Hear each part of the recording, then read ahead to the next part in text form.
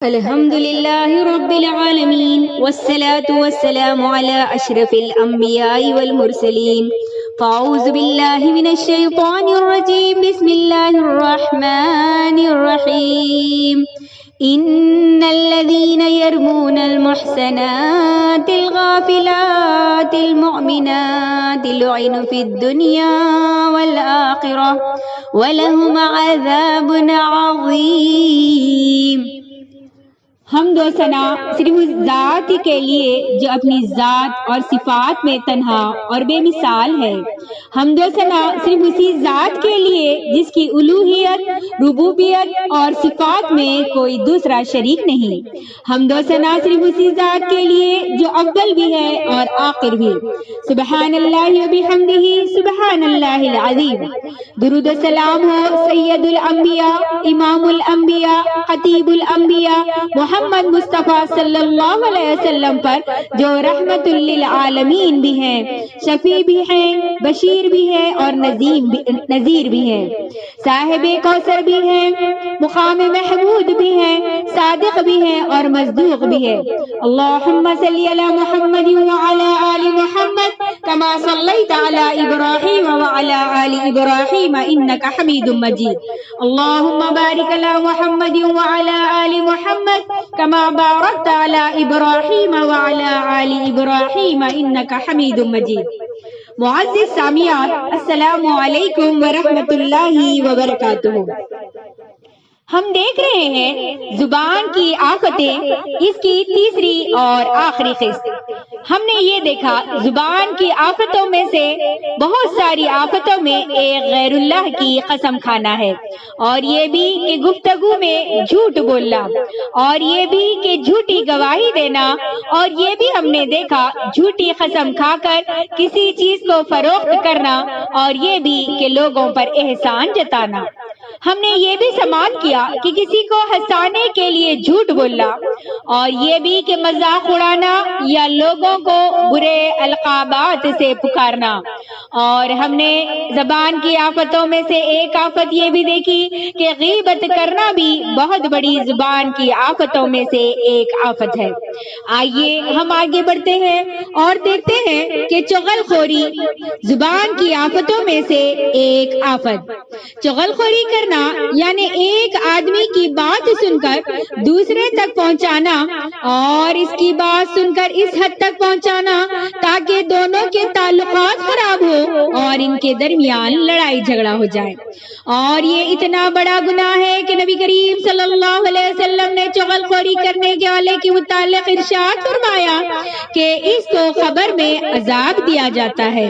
حضرت ابن عباس رضی اللہ تعالیٰ عنہ بیان کرتے ہیں کہ اللہ کے رسول صلی اللہ علیہ وسلم دو قبروں کے پاس سے گزرے تو آپ نے ارشاد فرمایا ان دونوں کو عذاب دیا جا رہا ہے، اور ان کو یہ عذاب ان کے خیال کے مطابق کسی بڑے گناہ کی وجہ سے نہیں دیا جا رہا ہے، جبکہ حقیقت یہ ہے کہ ان کا گناہ یہ ہے، ان میں سے ایک چغل خوری کیا کرتا تھا اور دوسرا پیشاب سے نہیں بچتا تھا، بلکہ اس کے متعلق یہ بھی ارشاد فرمایا کہ وہ جنت میں داخل نہیں ہوگا۔ ارشاد فرمایا لا يدخل الجنت نمام۔ دوسری روایت میں ہے کہ آپ صلی اللہ علیہ وسلم نے ارشاد فرمایا لا يدخل الجنت خطات، یعنی چغل خوری کرنے والا جنت میں داخل نہیں ہوگا۔ حضرت ابو ہریرہ رضی اللہ تعالیٰ عنہ بیان کرتے ہیں کہ نبی کریم صلی اللہ علیہ وسلم نے ارشاد فرمایا سب سے برا دو چہرے والا ہے، یعنی ایک کے سامنے کچھ اور دوسرے کے سامنے کچھ کہتا ہے، اسی لیے فرمایا کہ ایسا شخص جنت میں داخل نہیں ہوگا۔ آئیے ایک واقعے سے میں اور آپ سبق حاصل کریں۔ ایک شخص جو اللہ کے ولی تھے، ایک نیک آدمی تھے، ایک بزرگ آدمی تھے، ان کے پاس پاس ایک شخص آیا اور اس نے دروازہ کھٹکھٹایا اور آنے کے بعد کہا کہ فلاں مجلس میں آج تجھے لوگ گالیاں دے رہے ہیں، تجھے برائی سے یاد کر رہے ہیں۔ اس شخص نے کہا اے اللہ کے بندے، کیا شیطان کو تو ہی ملا کہ میری برائی بیان کرے؟ خیر تو یہاں رک جا۔ پھر وہ شخص اندر داخل ہو گئے، کھجور کا خوشہ لے آئے اور اس آدمی کو پیش کیا۔ اس نے کہا ارے بھائی، میں تو تمہیں لڑانے کے لیے آیا تھا اور تم ہو کہ مجھے تحفہ دے رہے ہو، کیا تم نے میرے ساتھ نیکی کی تھی؟ تو اس شخص نے کہا کہ تو نے میرے ساتھ بہت بڑی نیکی کی ہے کہ اپنی قیمتی نیکیاں میرے کھاتے میں لکھ دی، یعنی تیری نمازیں، تیری عبادتیں، تیرے روزے وغیرہ کا یہ ثواب اللہ رب العالمین قیامت کے دن میرے کھاتے میں ڈالے گا۔ اتنا بڑا تحفہ تو نے مجھے دیا ہے تو کیا یہ معمولی پھلوں کا تحفہ میں تجھے پیش نہیں کر سکتا؟ تو غور کرے سامعات، یہ ہے کرنے کا کام اور یہ ہے سوچنے کی باتیں کہ ہم چغل خوری سے بچیں، کیونکہ اس کے بہت زیادہ نقصانات ہیں۔ آئیے ایک اور زبان کی آفتوں میں سے ایک آفت کہ گالی گلوچ کرنا، مسلمانوں کو گالی گلوچ کرنا، کیونکہ مسلمانوں کو گالی گلوچ کرنا اللہ رب العالمین کی نافرمانی کہلاتا ہے۔ عبداللہ بن مسعود رضی اللہ تعالیٰ عنہ بیان کرتے ہیں، اللہ کے رسول صلی اللہ علیہ وسلم نے ارشاد فرمایا، سباب المسلم فسوق وقتالہ کفر، مسلمان کو گالی گلوچ کرنا اللہ رب العالمین کی نافرمانی اور اسے قتال کرنا کفر ہے۔ اسی طرح آپ صلی اللہ علیہ وسلم کا ارشاد گرامی ہے، وَلَيْسَ الْمُؤْمِنُ بِالطَّعَانِ وَاللَّعَانِ وَلَا الْفَحَاشِ وَلَا الْبَذْيِ، مومن نہ تو بہت زیادہ طعنہ دیتا ہے، نہ بہت زیادہ لعنت بھیجتا ہے، نہ بے حیائی کے کام کرتا ہے اور نہ ہی بے حیائی کی گفتگو کرتا ہے۔ تو معزز سامعات، گالی گلوچ کرنا بھی یہ بھی زبان کی آفتوں میں سے ایک آفت ہے۔ آئیے آگے بڑھتے ہیں اور دیکھتے ہیں کہ زبان کی آفتوں میں سے ایک آفت لعنت کرنا یا لعنت بھیجنا ہے، کیونکہ لعنت بھیجنا بہت بڑا گناہ ہے۔ اللہ کے رسول صلی اللہ علیہ وسلم کا ارشاد گرامی ہے، جس نے مومن پر لعنت بھیجی تو وہ اسے قتل کرنے کے مترادف ہے، اور جس نے مومن پر کفر کا بہتان لگایا تو وہ بھی اسے قتل کرنے کے برابر ہے۔ اور حضرت ابو درداء رضی اللہ تعالیٰ عنہ بیان کرتے ہیں کہ اللہ کے رسول صلی اللہ علیہ وسلم نے ارشاد فرمایا، ایک بندہ جب کسی چیز پر لعنت کرتا ہے تو لعنت آسمان کی طرف جاتی ہے، لیکن اس کے دروازے اس کے سامنے بند کر دیے جاتے ہیں۔ پھر وہ زمین کی طرف آتی ہے، لیکن اس کے دروازے بھی اس کے سامنے بند کر دیے جاتے ہیں۔ پھر وہ دائیں بائیں جاتی ہے، جب اسے کوئی راستہ نہیں ملتا تو وہ اسی کی طرف آ جاتی ہے جس کی طرف بھیجی گئی ہوتی ہے۔ اگر وہ اس لعنت کا اہل ہو تو ٹھیک ہے، ورنہ لعنت بھیجنے والے پر ہی لوٹ آتی ہے۔ خاص طور پر والدین پر لعنت بھیجنا کبیرہ گناہوں میں سے ایک گناہ ہے۔ حضرت عبداللہ بن عمر رضی اللہ تعالیٰ عنہ بیان کرتے ہیں، اللہ کے رسول صلی اللہ علیہ وسلم نے ارشاد فرمایا، ان من اکبر الکبائر یلعن الرجل والدیہ، بے شک کبیرہ گناہوں میں سے ایک گناہ یہ ہے کہ کوئی شخص اپنے والدین پر لعنت بھیجے۔ سوال کیا گیا، یا رسول اللہ وکیف یلعن الرجل والدیہ، یا رسول اللہ صلی اللہ علیہ وسلم، آدمی اپنے والدین پر کیسے لعنت بھیجتا ہے؟ تو آپ صلی اللہ علیہ وسلم نے ارشاد فرمایا، وہ کسی کے باپ کو گالی دیتا ہے تو اس کے نتیجے میں وہ اس کے باپ کو گالیاں دیتا ہے، اور وہ کسی کی ماں کو گالیاں دیتا ہے تو وہ اس کے نتیجے میں اس کی ماں کو گالیاں دیتا ہے۔ آئیے دیکھتے ہیں زبان کی آفتوں میں سے ایک اور آفت بغیر ثبوت کے کسی پر بہتان لگانا اور یہ بھی بہت بڑا گناہ ہے۔ جیسا کہ میں نے شروع میں آپ لوگوں کے سامنے ایک آیت تلاوت فرمائی ہے، وہ سورہ نور سورہ نمبر 24 کی ہے کہ ان الذین یرمون المحصنات الغافلات المؤمنات لعنوا فی الدنیا والآخرہ ولہم عذاب عظیم۔ جو پاک دامن بولی بالی اور ایمان والی عورتوں پر بد اخلاقی کا الزام لگاتے ہیں، ان پر دنیا اور آخرت میں اللہ کی پھٹکار ہے اور ان کے لیے سخت و عظیم عذاب ہے۔ جب اللہ رب العالمین نے عام ایمان والی عورتوں پر بے حیائی کا الزام لگانے سے لوگوں کو ڈرایا ہے اور ان کی یہ سزا تجویز فرمائی ہے، تو غور کریں نبیوں کی بیویوں پر جو تمام مسلمانوں کی مائیں ہیں بہتان باندھنے والوں کی کیا کیا کچھ سزا نہ ہوگی، خصوصاً اس پاک دامن صدیقہ رضی اللہ تعالیٰ عنہ پر جن کے بارے میں یہ آیت اتری اور جو صدیق کی صاحبزادی اور سید الرسول کی زوجہ محبوبہ تھی۔ اس آیت کے اترنے کے بعد جس نے آپ کی شان گرامی میں کوئی گستاخی کی، آپ پر زبان لعن تان دراز کی اور آپ کو الزام نہ ٹھہرایا، وہ کافر ہے، کیونکہ وہ قرآن کی اس آیت کے خلاف کر رہا ہے۔ دیگر امہات المومنین کے بارے میں بھی صحیح قول یہی ہے۔ پھر فرمایا کہ ایسے لوگوں پر دونوں جہانوں میں اللہ رب العالمین کی پھٹکار ہے۔ اللہ رب العالمین نے سورہ احزاب سورہ نمبر 33 میں یوں ارشاد فرمایا، یقیناً جو لوگ اللہ کو اور اس کے رسول کو تکلیف پہنچاتے ہیں، اللہ رب العالمین نے ان پر دنیا اور آخرت میں پھٹکار ڈال دی ہے اور ان کے لیے ذلت والا عذاب تیار کر رکھا ہے۔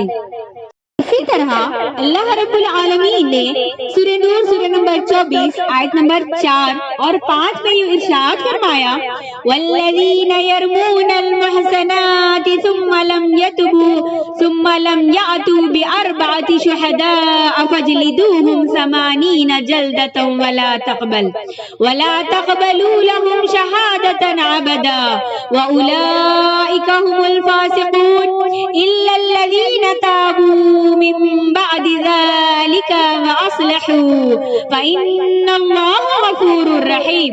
اور جو پاک باز عورتوں پر زنا کی تہمت لگائے پھر 4 گواہ نہ پیش کرے تو ان کے 80 کوڑے لگاؤ اور ان کی گواہی کبھی قبول نہ کرو، یہی فاسق لوگ ہیں۔ مگر اس کے بعد جنہوں نے توبہ کر لی اور اصلاح کر لی تو اللہ رب العالمین بخشنے والا اور کمال مہربان ہے۔ اس آیت کریمہ میں پاک دامن عورتوں پر زنا کی تہمت کی حد کا بیان ہے، یعنی آزاد بالغ اور پاک دامن عورت، اور اگر کسی آزاد بالغ اور پاک دامن مرد پر کوئی تہمت لگائے تو اسے بھی 80 کوڑے لگائے جائیں گے۔ یہ ایک اتفاقی مسئلہ ہے۔ اگر الزام لگانے والا تہمت میں 4 گواہ پیش کر دے تو اس سے حد ساخت ہو جائے گی، لیکن اگر الزام کا ثبوت پیش نہ کر سکا تو پھر اس پر 3 حکم قائم ہو جائیں گے، یعنی 80 کوڑے بطور تعزیر کے مارے جائیں گے۔ اس کی گواہی کبھی قبول نہیں ہوگی، وہ فاسق ہے، عادل نہیں، نہ اللہ کے نزدیک اور نہ ہی لوگوں کے نگاہوں میں۔ تو یہ چیز ہمیں معلوم ہوئی کہ بہتان لگانا بھی زبان کی آفتوں میں سے بہت بڑی آفت ہے۔ اسی طرح کسی بھی شخص کی عزت کو داغدار کرنا اور اس پر کسی بھی قسم کی تہمت لگانا حرام قرار دیا۔ آخر میں اللہ تعالیٰ سے ہم دعا کرتے ہیں کہ ہمیں اپنی زبان کی حفاظت کرنے کی توفیق دے اور ہمیں زبان کے تمام آفات سے محفوظ رکھے۔ الحمدللہ زبان کی 15 آفات ہم نے سنی۔ ہم سب کو کوشش کرنی چاہیے کہ ہم تمام ان آفات سے اپنی زبانوں کو بچائیں اور اپنی زبانوں سے صرف خیر خواہی کی گفتگو کریں، ورنہ خاموش رہیں۔ حضرت ابو ہریرہ رضی اللہ تعالیٰ عنہ بیان کرتے ہیں کہ نبی کریم صلی اللہ علیہ وسلم نے ارشاد فرمایا، جو شخص اللہ اور آخرت کے دن پر ایمان رکھتا ہو تو وہ خیر ہی کی کی بات کرے ورنہ خاموش رہے۔ خیر کی گفتگو سے مراد ہر ایسی بات ہے جس سے اللہ تعالی راضی ہوتا ہے، مثلا اللہ کا ذکر، امر بالمعروف اور نہی عن المنکر وغیرہ وغیرہ۔ حضرت عبداللہ بن بصر رضی اللہ تعالیٰ عنہ کا بیان ہے کہ ایک شخص اللہ کے رسول صلی اللہ علیہ وسلم سے کہا کہ شریعت کے احکامات میری کمزوری کی وجہ سے مجھ پر غالب آ چکے ہیں، لہذا آپ مجھے کوئی آسان سا کام بتا دیں جس پر میں فرائض کے بعد ہمیشہ عمل کرتا رہوں۔ آپ صلی اللہ علیہ وسلم نے ارشاد فرمایا، لا یزال لسانک رطبا بذکر اللہ، تمہاری زبان ہمیشہ اللہ کے ذکر کے ساتھ تر رہے۔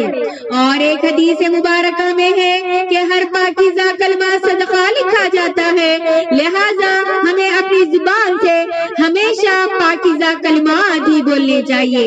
اگر ہم ایسا نہ کر سکے تو پھر خاموشی میں ہی خیر اور نجات ہے۔ حضرت عبداللہ بن عمر رضی اللہ تعالیٰ عنہ بیان کرتے ہیں، اللہ کے رسول صلی اللہ علیہ وسلم نے ارشاد فرمایا، من سمتا نجا، جو شخص خاموش رہا وہ نجات پا گیا۔ لہذا اگر ہم بھی نجات چاہتے ہیں، ہم بھی آزادی چاہتے ہیں، ہم بھی جنت چاہتے ہیں، ہم بھی گناہوں سے بچنا چاہتے ہیں تو اپنی زبانوں کو بےہودہ، ناحق اور فضول گفتگو سے خاموش رکھے۔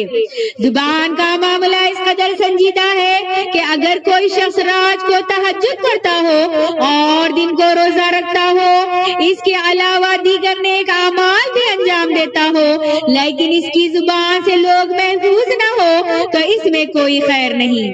حضرت ابو ہریرہ رضی اللہ تعالیٰ عنہ بیان کرتے ہیں، نبی کریم صلی اللہ علیہ وسلم کو بتایا گیا کہ ایک عورت رات کو قیام کرتی ہے اور دن کو روزہ رکھتی ہے، اس کے علاوہ اور کئی نیک کام اور صدقہ وغیرہ بھی کرتی ہے، لیکن اس کے ساتھ ساتھ اپنی زبان کے ساتھ اپنے پڑوسیوں کو تکلیف بھی پہنچاتی ہے۔ اللہ کے رسول صلی اللہ علیہ وسلم کا جواب سنیے۔ آپ صلی اللہ علیہ وسلم نے ارشاد فرمایا، لا خیر فیہا ہی من اہل النار، اس میں کوئی خیر نہیں ہے، وہ جہنم والوں میں سے ہے۔ پھر صحابہ کرام نے آپ صلی اللہ علیہ وسلم کو بتایا، ایک عورت فرض نمازیں پڑھتی ہے، پنیر کے ٹکڑوں کے ساتھ صدقہ کرتی ہے اور کسی کو تکلیف نہیں پہنچاتی۔ آپ صلی اللہ علیہ وسلم کا جواب سماعت کرتے ہوئے آگے بڑھے، ہیا من اہل الجنہ، فرمایا وہ جنت والوں میں سے ہے۔ اس حدیث مبارکہ میں ذرا غور کریں کہ ایک عورت بہت زیادہ نیکیاں کرنے کے باوجود جہنم میں چلی گئی، وجہ کیا بنی؟ اس کی زبان۔ اور دوسری عورت کم نیکیاں کر کے جنت میں چلی گئی، اس کی وجہ کیا بنی؟ یہی کہ اس کی اپنی زبان سے کسی کو تکلیف نہیں پہنچائی۔ اور حقیقت میں سچا مسلمان وہی ہوتا ہے جس کی زبان اور اس کے ہاتھ سے دوسرے مسلمان بھی محفوظ رہے، لیکن آج ہمارا وتیرہ زندگی یہ بن گیا ہے کہ ہم اٹھائے زبان اور لگائے تاریخ کو یہ معاملہ ہم کرتے ہیں۔ ہم سامنے والے کو کیا کچھ کہہ دیتے ہیں، ہم یہ نہیں سوچتے کہ سامنے والے پر کیا گزر رہی ہے، بلکہ ہم یہ کہتے ہیں کہ میں تو ایسی ہی فاسٹ فارورڈ ہوں، میں جو آتا ہے وہ دل میں نہیں رکھتی بلکہ سامنے والے کو کہہ دیتی ہوں۔ تو غور کریں زبان کی ہلاکتیں کتنی ہیں۔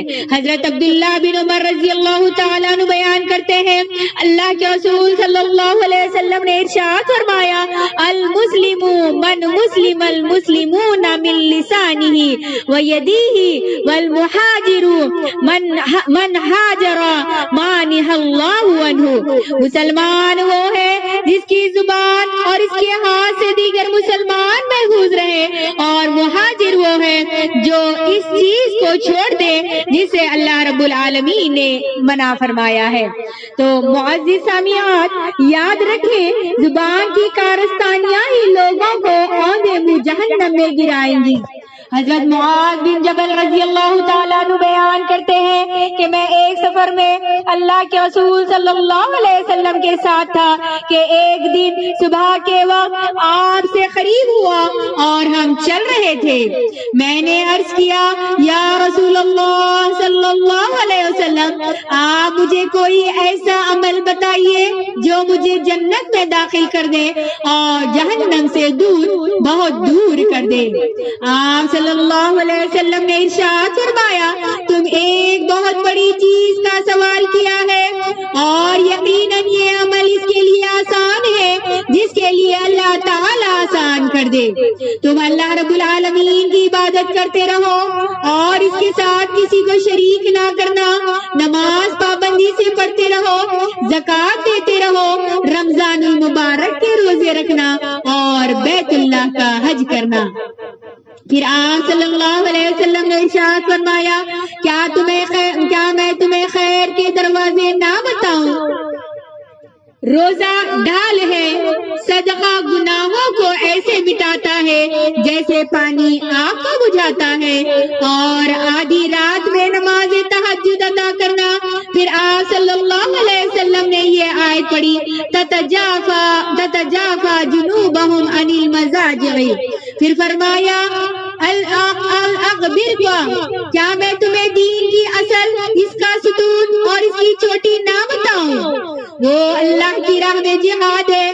پھر فرمایا کیا میں تمہیں وہ چیز نہ بتاؤں جس پر ان تمام باتوں کا دار و مدار رکھا گیا ہے؟ میں نے عرض کیا اللہ کے رسول صلی اللہ علیہ وسلم ضرور بتائیے. آپ صلی اللہ علیہ وسلم نے ارشاد فرمایا اس طریقے سے کہ اپنی زبان مبارک پکڑی اور کہا اے معاذ اسے اپنے قابو میں رکھنا. میں نے عرض کیا اے اللہ کے نبی ہم جو کچھ بولتے ہیں کیا اس پر بھی ہماری پکڑ ہوگی؟ تو آپ صلی اللہ علیہ وسلم نے ارشاد فرمایا معاذ تیری ماں تجھے گم پائے, لوگوں کو اوندھے منہ جہنم میں ان کی زبانوں کی کارستانیاں ہی گرائیں گی. اس حدیث سے ثابت ہوتا ہے کہ تقریباً پورے دین کا دار و مدار زبان پر ہے, کیونکہ نبی کریم صلی اللہ علیہ وسلم نے پہلے اسلام کے پورے ارکان کا ذکر فرمایا, پھر صدقہ اور نماز تہجد بتایا, اور اس کے بعد جہاد کا ذکر فرمایا, اور اس کے بعد وہ چیز ذکر کی جس پر ان تمام باتوں کا دار و مدار ہے اور وہ ہے زبان. اور اسی لیے نبی کریم صلی اللہ علیہ وسلم نے دوسری حدیث میں یوں ارشاد فرمایا جس شخص کو اللہ تعالی نے زبان اور شرمگاہ کے شر سے بچا لیا وہ جنت میں داخل ہو جائے گا. اسی طریقے سے اور فرمایا جو شخص مجھے اپنی زبان اور شرمگاہ کی ضمانت دے دے تو میں اسے جنت کی ضمانت عطا کرتا ہوں. تو معزز سامعین غور کر کے دیکھیں کہ زبان کی حفاظت کرنا کتنا ضروری ہے کہ اللہ کے رسول صلی اللہ علیہ وسلم نے اس کو جنت کی ضمانت دینے کا وعدہ فرمایا ہے جو اپنی زبان کی ضمانت دیتا ہے. تو آخر میں اللہ تعالی سے دعا ہے کہ وہ ہمیں اپنی زبانوں کو کنٹرول کرنے والے بنائے اور ان کی حفاظت کرنے کی توفیق عطا فرمائے اور ہمیں ان کے تمام آفات سے محفوظ فرمائے. آمین ثم آمین وآخر دعوانا ان الحمد للہ رب العالمین. السلام علیکم ورحمۃ اللہ وبرکاتہ.